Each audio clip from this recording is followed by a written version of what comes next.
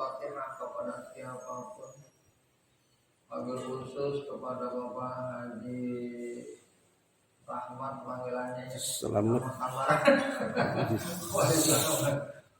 Mudah-mudahan beliau selalu sehat ya. Amin. Kalau disehatkan oleh Allah. Dan kemarin alhamdulillah ya, itu kali ada nasi, mudah-mudahan beliau diberikan keberkahan oleh Allah Subhanahu wa taala ya, sehat ya. Dan beliau ini masih sakit, namun rindu sama kita semuanya ya. Namun mudah-mudahan beliau tetap bisa menjadi kesehatan. Dan kita bacakan saudara Fatihah juga, mungkin ada saudara kita, keluarga kita yang sakit. Mudah-mudahan Allah akan penyakit. Amin ya Allah ya Allah. Rabbal alamin. Astagfirullahaladzim, astagfirullahaladzim, astagfirullahaladzim, astagfirullahaladzim. Bagaimana baca? A'udzubillahi minasyaitonir rajim. Bismillahirrahmanirrahim. Alhamdulillahirabbil alamin. Iyyaka na'budu wa iyyaka nasta'in. Shiratal ladzina an'amta 'alaihim ghairil maghdubi 'alaihim waladdallin.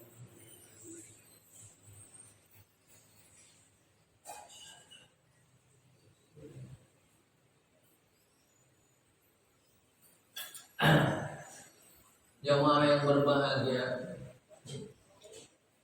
sering kita mungkin menyangka bahwa Islam itu memang agama yang memberikan kesejukan kepada kita, memberikan kedamaian, memberikan ketenangan gitu ya. Sehingga ketika kita semakin taat kepada Allah Subhanahu wa taala, rasa ketenangan itu semakin ada, semakin nyata, semakin terasakan oleh kita. Namun jamaah yang berbahagia, ini ada surat Yasin ayat 18 yang harus kita kaji dan kita analisa. A'udzubillahi minasyaitonir rajim. Qalu inna tafayyarna bikum la illam tantahu lanarjumanakum wa yamassakum min adzabin alim. Mereka berkata, inna tafayyarna, sesungguhnya kami mengalami kemalangan ini, mengalami musibah ini, mengalami berbagai bencana ini, bikum disebabkan oleh kamu. Lain tentulah jika lantan tahu kamu tidak menghentikan, lanar cuma aku akan kulempari kalian, aku rajam kalian. Walayamasan nakum, dan akan kucimpakan kepada kalian minna dari kami ada pun alim, susah yang sangat besar.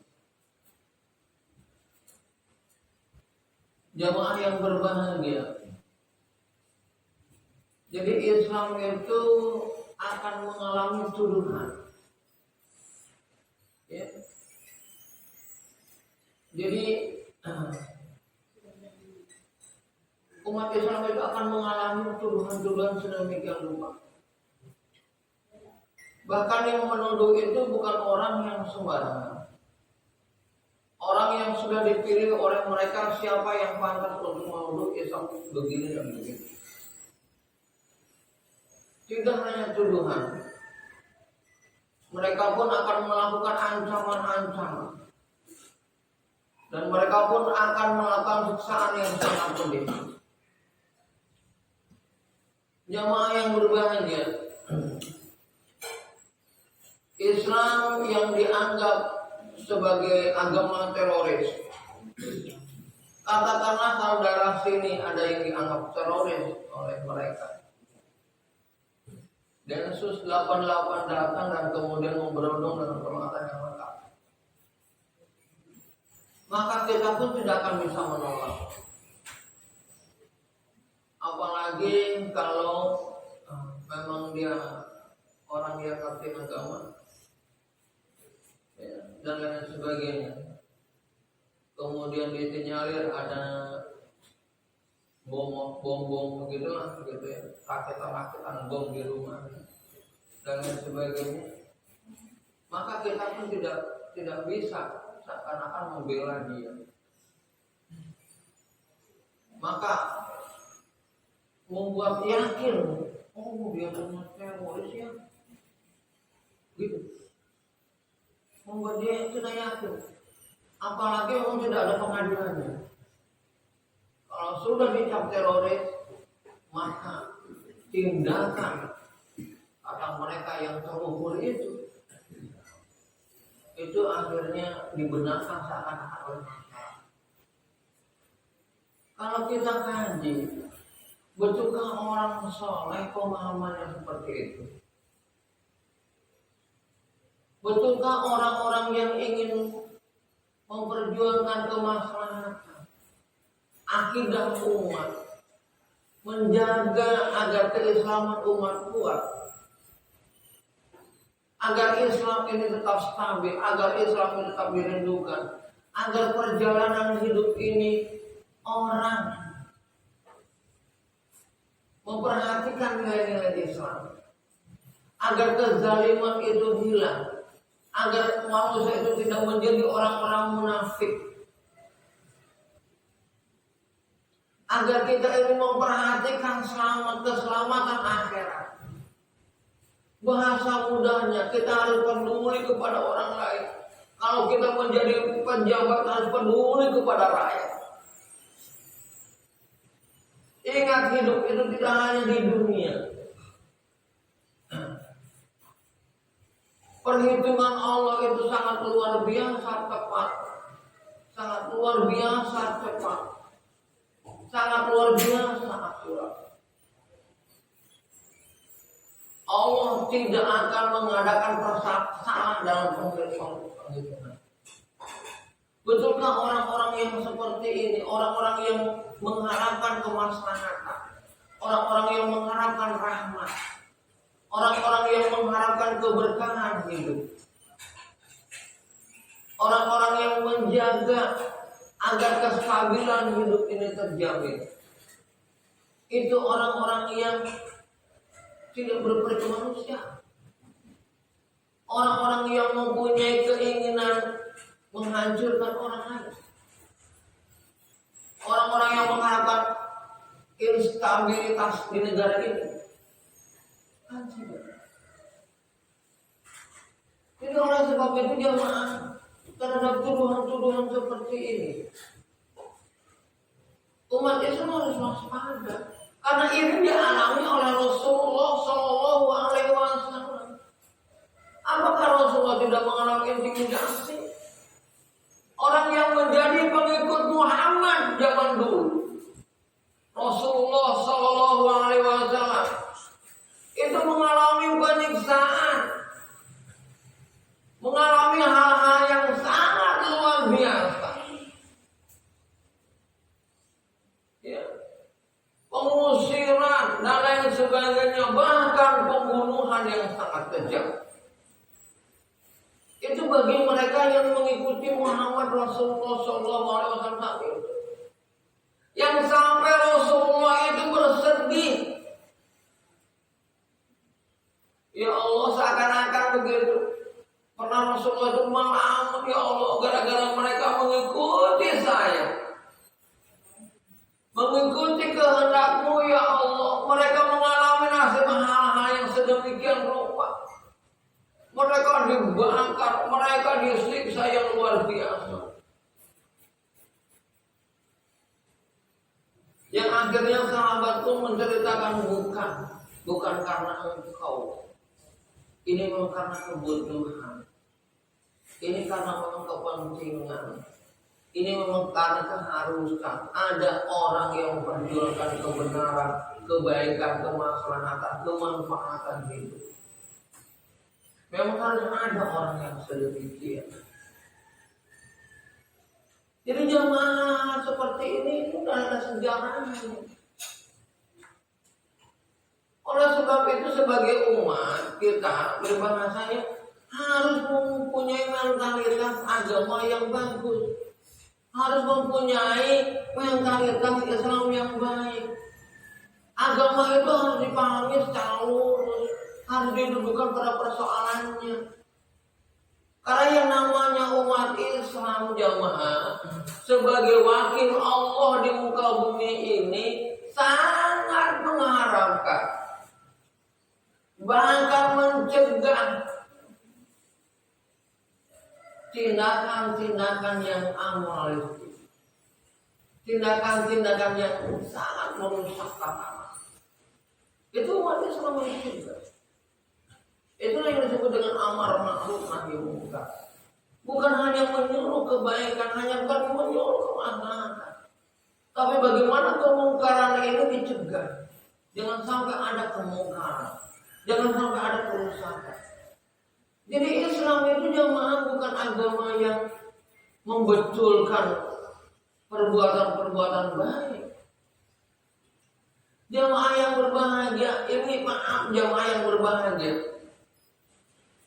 Kondisi-kondisi seperti ini, intimidasi yang seperti ini, yang dilakukan pembenaran seakan-akan malakin aksara nasira yang lama, orang-orang yang tidak tahu dengan Islam, orang-orang yang tidak tahu dengan kenyataan bahwa Islam itu mau kemana, mereka mengiyakannya. Akhirnya di umat pun bingung, mana Islam yang benar. Kata ini nggak boleh begini, kata ini harus begini. Kita harus mengambil jalan tengah dan lain sebagainya. Kita pun dalam kebingungan seakan-akan. Kenapa? Karena orang yang mengintimidasi ini bekerja sama dengan orang-orang hebat. Mereka punya dana, mereka punya kedudukan, mereka punya kewenangan dan lain sebagainya. Akhirnya Allah putuskan kepada kita agar kita tidak mengalami kebingungan. Apa kata Allah? Ittabi'u, akhirnya ayat 21 ini. Kalau begitu ittabi'u ma yas'alukum ajran wa hum muhtadun. Ikuti saja orang yang tidak mendapatkan balasan, pasti dia orang yang mendapatkan petunjuk. Siapa yang tidak punya kepentingan, siapa yang hanya ingin memperjuangkan agama Allah, itulah yang kami ikuti. Coba Islam itu akan dibuat kelabu.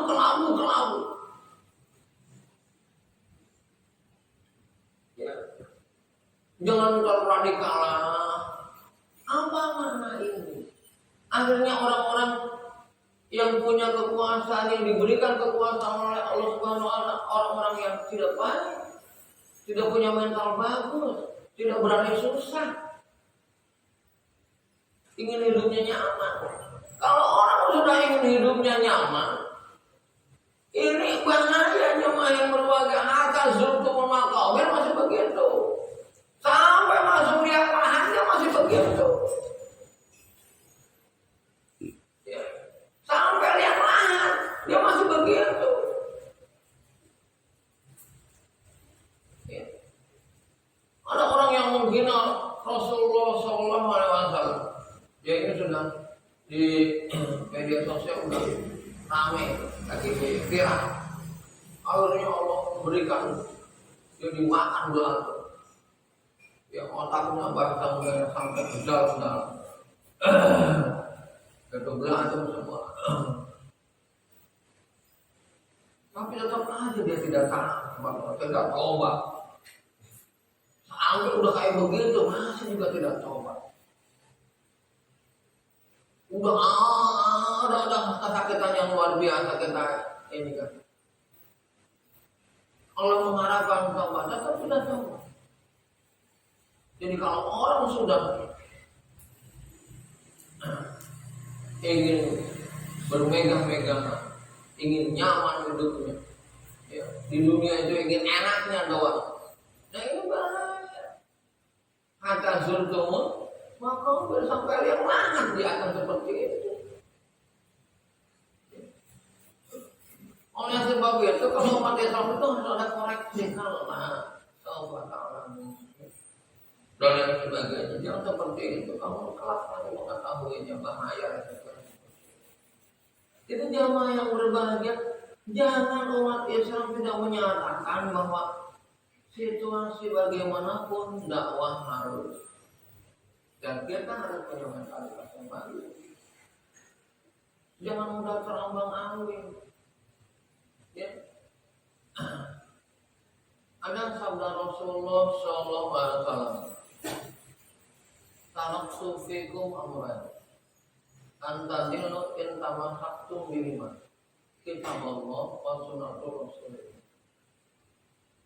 Aku wariskan dua perkara, dua hal yang kamu memegang teguh kepadanya, pasti kamu tidak akan tersesat lagi. Yaitu berpegang teguh kepada kitab Allah dan sunnah Rasulullah SAW. Jadi kita berpegang teguh saja kepada Al-Quran. Kemana Al-Quran? Bagaimana cara kita memahami Al-Quran?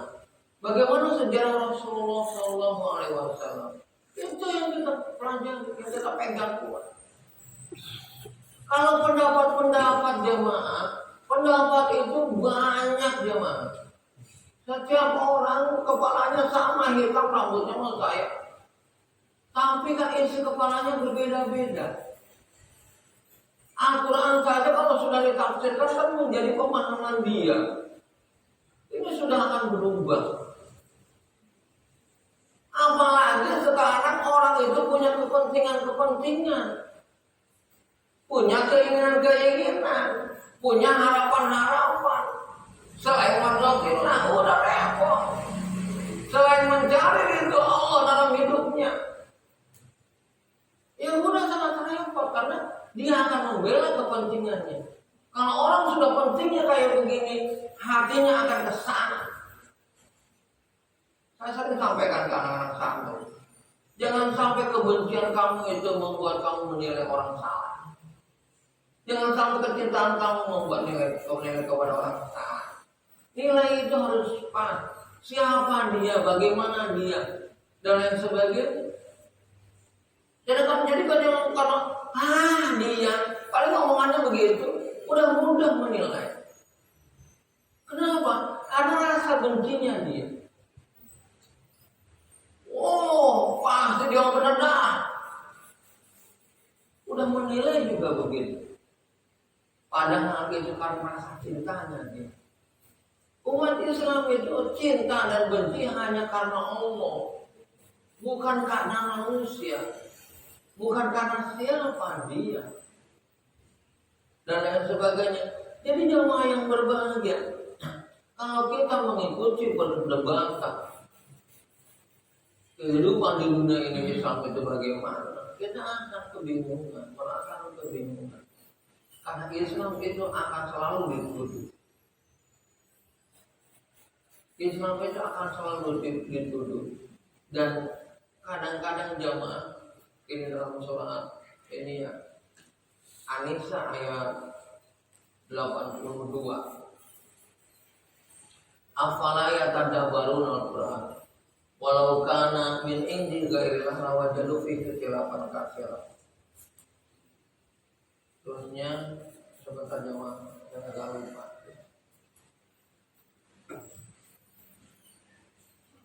Surat An-Nisa ayat 82. Apa yang melakukan ya ingdilah gairilah lawajadu fi ikhtilafan katsir. Apakah kamu tidak mempelajari Al-Quran? Kalau Al-Quran itu bukan selain dari Allah, tentu kamu akan temui perbedaan yang sangat banyak.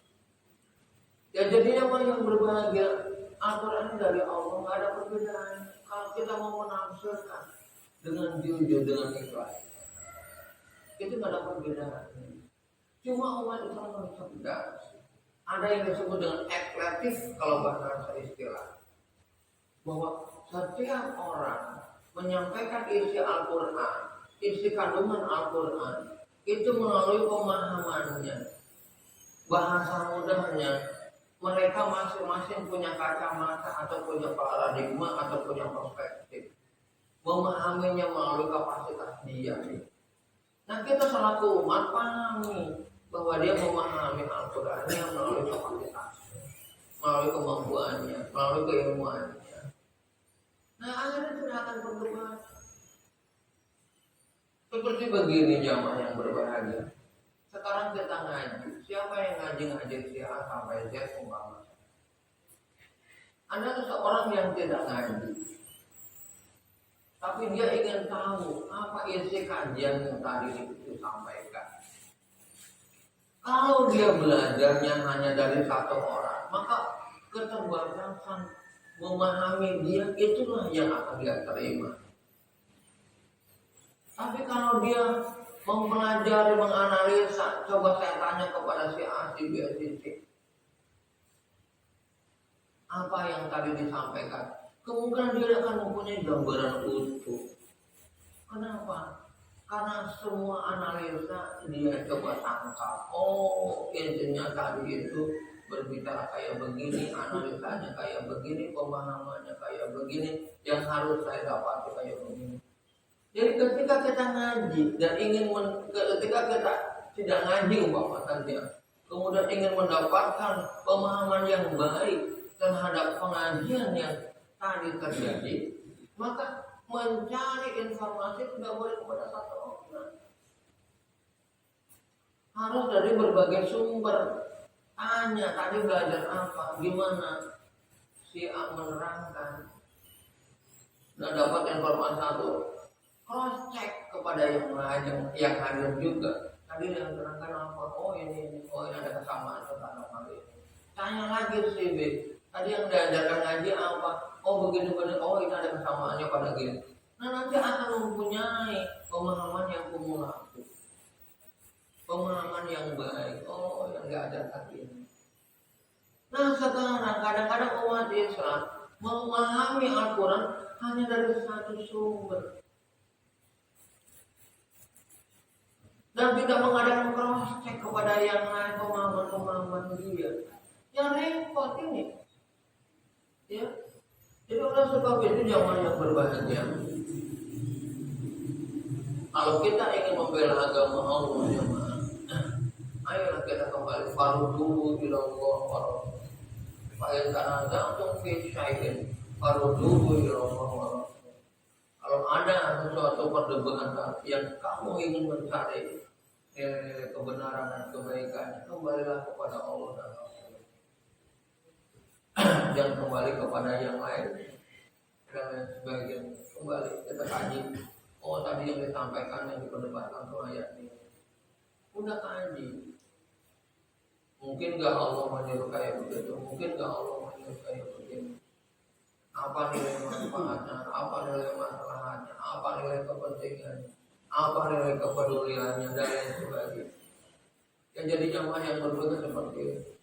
Bahkan kalaupun jamaah yang berbahagia ada tindakan-tindakan ancaman, bahkan penyiksaan dan lain sebagainya, umat Islam nggak boleh takut. Tuh kan, gara-gara dia gitu sih pemahamannya Islam itu terlalu fanatik. Islamnya terlalu bagus jemaah. Gara-gara kayak begitu, nah gitu. Apa mana fanatik? Ya, fanatik kalau ingin memperjuangkan agama kan bagus. Fanatik kalau ingin sungguh-sungguh kan luar biasa. Jadi jangan terjebak oleh kata-kata itu. Ya. Disebut radikal sudah paling gak mau. Disebut teroris sudah paling gak mau. Dalam artian supaya lemah imannya. Ya. Mau dibilang radikal, mau dibilang teroris, mau dibilang kalau pemahaman agama seperti itu, ya itu yang harus kita analisa dengan baik, yang harus kita mantapkan dalam diri kita. Oh dia pemahamannya bagus, memang Islam nyuruhnya sholat, zakat, puasa, begitu. Ada analisa lain, silakan banyak analisa seperti itu. Saya di zaman ala umat yuhajuna wa yasumuna wa yasalluna wa yazakuna wa yuhajuna wa yaqimuna. Nanti akan terlihat di akhir zaman mereka berbondong-bondong sholat, mereka zakat, mereka puasa, mereka haji, bahkan mereka ikut sholat. tapi dia bukan golongan orang-orang. Atau ayat yang sering kita bahas, wabil nasi mayakulu amanna billahi wa bil yaumil akhir wa ma hum bimu'minin. Mereka ngakunya beriman kepada Allah dan yaumil akhir. Kalau orang udah ngaku iman kepada Allah, mungkin nggak kita terjebak? Ya seakan-akan nggak mungkin. Allah itu kan luar biasa, mau dimainin. Apalagi yaumil akhir. Hari akhir. Orang kalau udah percaya kepada hari akhir, di sana ada adab yang pedih, di sana ada adab yang luar biasa. Di sana bukan tempat main-main lagi. Kita tidak bisa minta tolong. Kita tidak bisa menuntut si A si B. Wattaqu yawman la tajzi nafsun an nafsin wa la yuqbalu minha syafa'atun wa la yu'khadhu minha 'adlun. Walau biunsur, mau kemana kamu? Kekuasaan yang kamu punyai, pertemanan yang kamu punyai, tidak bisa. Hari itu tidak bisa, ada keistimewaan. Hari itu al-yawma akmaltu al-yawma nahtimu ala afwahihim wa tukallimuna aydihim wa tashhadu arjuluhum bima kanu yaksibun. Hari itu mulut lu dikunci, sekarang begitu.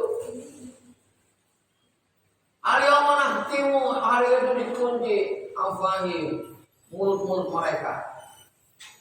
Yang ada yang perbuatan nyata, waktu kalimuna ini perbuatannya yang akan dilihat oleh Allah. Rencana-rencana dia, kecendungan dia.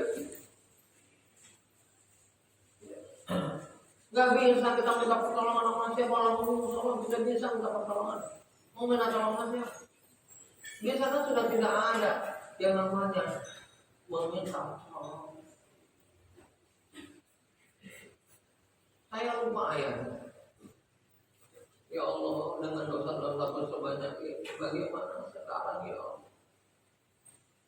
Sudah kali tutup itu tobat, di akhir ngomong kayak begitu saking mintanya dia hidup sebentar saja. Fa'asodaku wa aku menasoleh. Aku akan sodakoh dan aku akan menjadi orang soleh. Nggak malasnya ngapa macam-macam. Dan pikirannya untuk agama ingin diberikan waktu sebentar saja. Wa aku menasoleh. Apakah jadi orang soleh? Jadi orang yang berbahagia begitu. Nah, sebelum ini hari ini terjadi dan lain sebagainya, waspada. Dan yang paling penting jangan wala tamutunna illa wa antum muslimun. Kita harus berjuang dalam agama Allah, jangan sampai mati. Ya. Kemarin anak-anak itu diskusi tentang hati. Ya. Kalau orang itu husnuzon terus kepada Allah, Allah berikan sakit pun dia husnuzon kepada Allah, maka Allah malu mematikan dia dalam tidak husnuzon kepada Allah. Jadi seperti itu. Jadi kalau kita ingin husnuzon kepada agama Allah, ya, berbaik sangka kepada agama Allah. Agama Allah pasti benar. Agama Allah pasti memberikan kemanfaatan, pasti memberikan kesalehan, pasti memberikan keberuntungan hidup dunia dan akhirat. Maka janganlah peribahasanya kita goyah. Ya, mau udah agama yang nyaman aja, akhirnya cuma salah doang. Tidak berpikir yang lainnya. Jamaah yang berbahagia, kita harus berpikir yang lain. Bagaimana Islam itu dicintai oleh umat. Masuk medan perjuangan. Ya, kita harus masuk medan perjuangan. Ya, dalam masa medan perjuangan kita sekemampuan kita. Apakah kita akan menyelesaikan terus menerus? Jamaah yang berbahagia. Satu ayat lagi yang mungkin agak terakhir. Wa atasimu bihablillahi jami'an wa la tafarraqu. Yang paling penting jangan kita ada termasuk orang yang membaca belah umat. Kalau ada umat jamaah berselisih paham, berselisih pendapat dan lain sebagainya, coba kita bijak, kita dewasa. Ini masalah umat, ini umat Islam, nggak usah dikomporin. Kecuali kalau Yahudi, kalau Nasrani, kadang-kadang grup umat Islam satu dengan yang lain tidak bisa menghargai orang. Ini bagaimana ceritanya? Dan dia termasuk kompor lagi. Nggak jangan. Kecuali membela kebenaran, membela hak dan lain sebagainya. Ya, jamaah yang berbagai, marilah kita berusaha seperti itu. Bagaimana hidup ini bermanfaat? Bagaimana hidup ini bermanfaat? Kalau jamaah yang berbahagia, kadang-kadang umpamanya Masjid Al-Barkah ini alhamdulillah jamaah yang berbahagia. Coba sebagian teman-teman ada yang ingin berjuang seperti ini, supaya bagaimana kita sambil taklim, ada hidangan sedikit untuk sedikit supaya perut kita tidak kosong atau apa dan sebagainya. Ingin memberikan maslahat gitu, ilmu bermanfaat. Ini bukan saya yang dan sebagainya. Jadi kita berangkat ke yang lain juga, yang bisa kita lakukan untuk memperjuangkan agama ini gimana supaya agama itu tidak disalahpahami oleh orang lain. Makanya kata Rasulullah, ya, kulil hakka walaupun amur, katakan yang baik, katakan yang benar walaupun baik, baligu ani walau ayat, sampaikan walaupun tak baik. Kalau itu masalah menurut kita kebenaran. Kemudian kalau ada orang yang menganggap pemahaman kita salah, jujur kita, apakah pemahaman kita benar salah atau tidak. Jangan membela pendapat kalau dalam agama. Kadang-kadang kita dalam agama kita, keberagaman kita membela pendapat kita, itu udah salah. Agama itu bukan membenarkan pendapat kita, bukan. Bahkan agama itu meluruskan pendapat kita. Kita cek apakah pendapat kita sudah lurus. Alhamdulillah masih ada yang membenarkan, masih ada yang mengkoreksi, masih ada yang meluruskan. Terjadinya perdebatan karena seperti itu. Masing-masing pendapat ngakunya paling benar. Apakah pendapatnya yang paling benar? Salah. Kalau pendapatnya yang paling benar, yang paling benar Al-Quran. Pendapat harus dirubah, bisa dirubah. Pendapat kita bisa dirubah. Dan kita orang yang punya akal sehat, yang bisa menelaah, bisa berpikir, mempunyai logika dan lain sebagainya. Bahkan kalau kita mempelajari agama itu ada ilmu tafsir, ada nuzul Al-Qur'annya dan lain sebagainya. Kaji itu, pelajari itu. Kan akhirnya nggak ada perdebatan dalam Islam. Nah kalau ngakunya benar semua, mana terjadi perdebatan. Kenapa terjadi perdebatan? Karena ngakunya benar semua. Ya, ingat kata Al-Quran begitu. Walau karena Gaya min indillah, kawajiru min tilawat masalah. Terjadi perdebatan itu kalau kamu tidak kembali kepada Allah dan Rasulnya. Kalau kamu kembali kepada Allah dan Rasulnya, nggak akan mungkin terjadi perdebatan.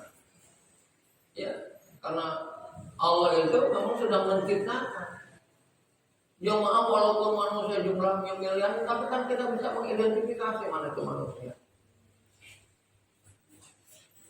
Ketika kita si A manusia, si B monyet, kita masih bisa menilai mana manusia, mana monyet, mana ayam dan lain sebagainya. Walaupun jumlah ayam jutaan, walaupun jumlah monyet jutaan, walaupun jumlah manusia juga jutaan. Allah itu memberikan kecerdasan kepada kita bisa menganalisa. masa sih monyet dengan manusia disamai? Itu mah zaman dulu ceritaan yang nggak benar bahwa manusia berasal dari monyet. Monyet berasal dari sel satu. Kehidupan itu kalau nggak omni vivo ex ovo, kalau nggak omni vivo vivo ex vivo, kalau nggak omni vivo ovo ex ovo, itu mah teorinya nggak benar. Loh, umat Islam Pak ikutin. Diceritakan tentang Nabi Adam, ya udah kesahati Allah yang menciptakan Nabi Adam. Bukan manusia dari salah satu. Salah satu itu dari telur. Salah satu itu dari kehidupan.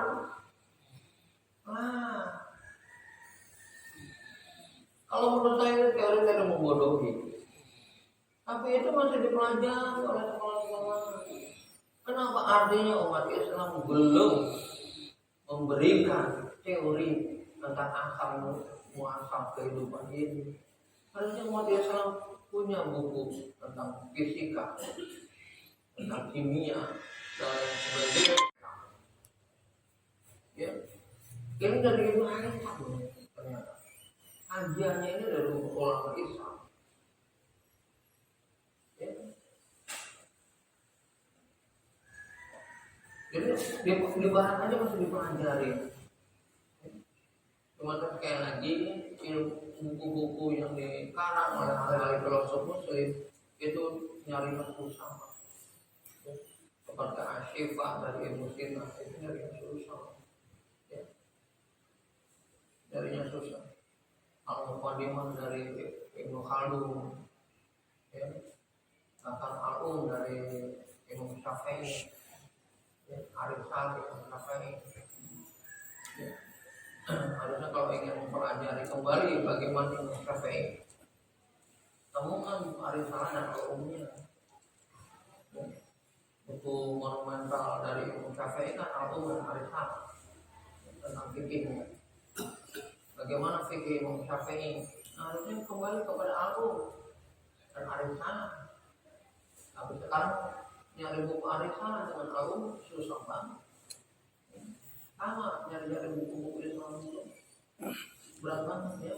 Bahwa kalian tolong tahu apakah ini karena dulu Baghdad mengalami teror yang begitu besar sehingga Laut Merah itu darahnya para syuhada, Laut Hitam itu hasil karya para ulama Islam. Itu apakah habis di situ? Di lautan aslinya kan Laut Hitam itu lautan Kaspia. Ya. Aslinya itu Laut Hitam itu lautan Kaspia. Nah, apakah sudah habis buku-buku saat? Tapi kenapa buku-buku seperti Ibnu Haytham dan sebagainya masih ada di barat dan tidak diperbanyak? Ya. Sehingga umat Islam bisa mempelajarinya. Nah, mudah-mudahan suatu saat kita mengadakan anak-anak kita belajar kembali kepada tokoh-tokoh agama Islam, sehingga buku-buku itu tidak bertentangan dengan ajaran-ajaran agama dan lain sebagainya. Belum ini kalau kita mempelajari teori Big Bang, ya, teori Big Bang dan sebagainya. Nah, ini mana yang bertentangan dengan Islam dan mana yang tidak. Itu sudah ilmu yang seperti itu dipelajari oleh ahli-ahli yang muslim sekalipun gitu. Sedangkan teori sebenarnya seperti itu kita belum pelajari. Baik Bapak sekalian, mudah-mudahan Allah memberi daya dan taufik kepada kita semuanya ya, sehingga kita ini bisa menjalankan nilai-nilai agama dengan baik dan benar ya, sesuai dengan harapan Allah dan Rasulullah. Dari hati sekian mulia topik hidayah oleh yang langsung dikemukakan.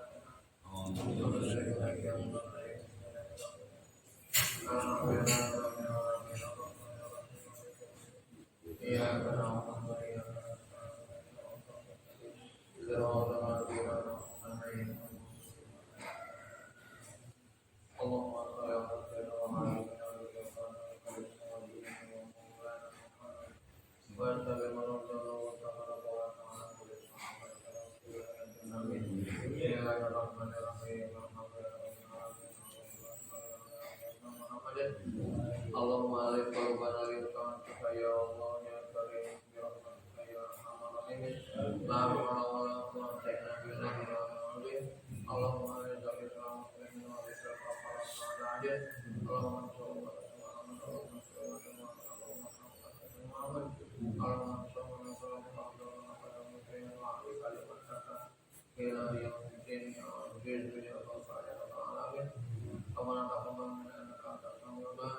Allahumma